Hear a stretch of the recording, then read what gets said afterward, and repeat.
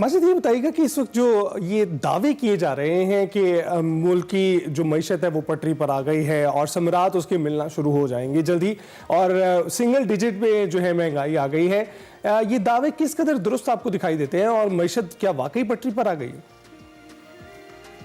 जी, ये एक जो इंतहाई संजीदा मामला इसलिए है कि वो तमाम तबकात जो इससे मुतासिर हैं, उनकी हालत में अभी कोई बेहतरी देखने में नहीं आ रही।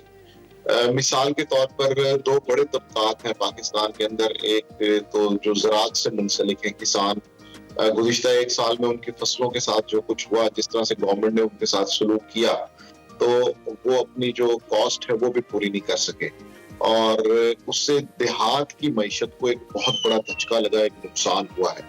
ये बात तो दुरुस्त है कि आपने शहरों के अंदर कुछ ना कुछ चीजें मेंटेन कर ली, लेकिन देहात की जो कुव्वत खरीद है वो पूरी तरह मुतासिर हुई है।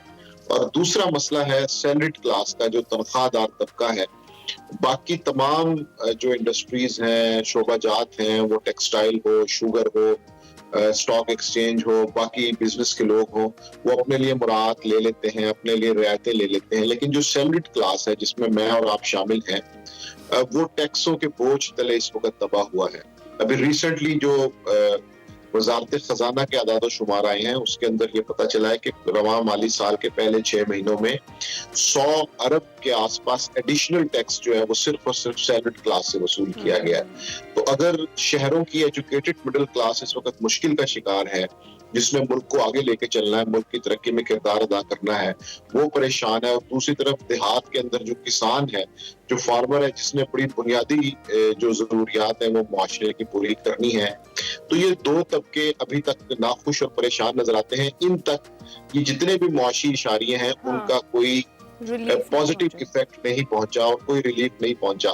तो मेरा ख्याल है कि ग्राउंड पे इस चीज को देखने की जरूरत है। बाकी स्टॉक एक्सचेंज के नंबर्स तो आप दिखा सकते हैं, IMF से जो कर्जा मिल रहा है उसको भी आप एक अचीवमेंट के तौर पे शो कर सकते हैं, लेकिन ये कहना कि जी ग्राउंड के ऊपर उसके कोई असरात आए हैं, ऐसा मुझे बिल्कुल नहीं लगता। ठीक है। और माजिद, इसके अलावा जो पाकिस्तान तहरीक इंसाफ की अगर हम बात करें तो रोज़ ब रोज़ जो अंदरूनी इख्तलाफात हैं वो तो शिद्दत इख्तियार करते जा रहे हैं, और ऐसी सारी सूरत हाल में बानी PTI तक रसाई जो है वो ख़त्म कर दी गई है। एक बार फिर से मुलाकात नहीं हो पाएगी पार्टी की क़यादत की बानी PTI के साथ। इस सारी सूरत हाल में हालात मज़ीद ख़राब हो सकते हैं?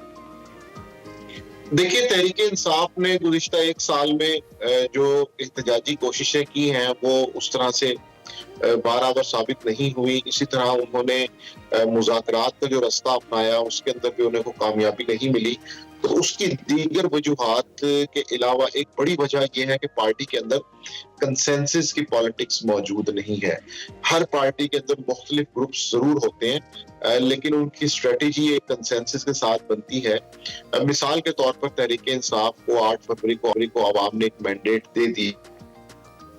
उन्होंने अपने वोट के जरिए अपनी राय का इजहार किया और बता दिया कि वो इस पार्टी के साथ है। अब उस मैंडेट को या अवाम के उस एतमाद को उस पार्टी के स्ट्रक्चर में, पार्टी की लीडरशिप में ट्रांसलेट करना होता है कि वो अपनी पार्टी के लिए, अवाम के लिए कुछ बेहतर कर सकें। लेकिन जब हम पार्टी स्ट्रक्चर को देखते हैं तो उसमें हमें बिल्कुल इख्तलाफात नजर आते हैं, और इमरान खान भी फिलहाल इस मूड में नहीं लग रहे कि वो इनको मामलात को बेहतरी की तरफ लेके जाएं। वो भी यही चाहते हैं कि जितने भी गिरोह हैं, जितनी भी शख्सियात हैं, वो फिलहाल मेरे साथ चलते रहें, खा वो पार्टी के अंदर है, खा वो पार्टी के बाहर हैं। इसका बहरहाल पार्टी की जो स्ट्रेटेजी है उसको नुकसान हो रहा है और उसकी वजह से पार्टी मुश्किलात की तरफ जा रही है।